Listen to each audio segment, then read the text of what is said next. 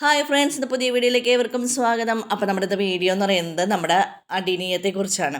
Adenium plants നമ്മൾ ഒരിക്കലും മഴയത്ത് വെക്കാൻ പാടില്ല. അത് മുമ്പത്തെ വീഡിയോയിൽ ഞാൻ പറഞ്ഞിട്ടുണ്ട്. പക്ഷേ നമ്മളിത് ഷെയ്ഡിലാണ് വെച്ചത് ഈ പ്ലാന്റുകളെല്ലാം.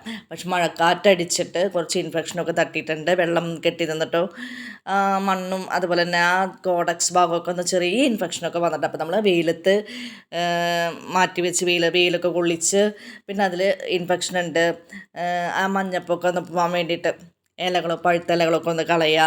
അതുപോലെ തന്നെ പൂക്കൾ, പഴുത്ത പൂക്കൾ, ഉണങ്ങിപ്പിടിച്ച പൂക്കളൊക്കെ ഒന്ന് അതുമേന്ന് എടുത്ത് കളയാം.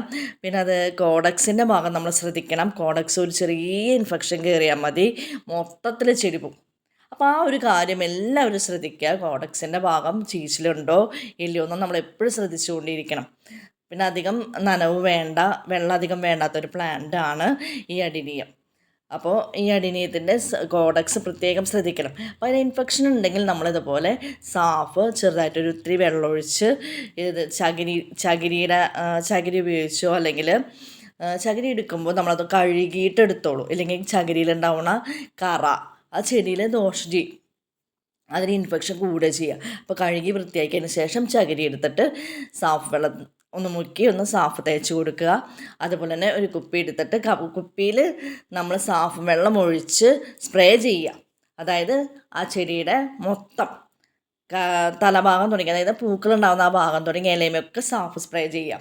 അപ്പോൾ അതുമേലുള്ള ഇൻഫെക്ഷനൊക്കെ പോയി കിട്ടും.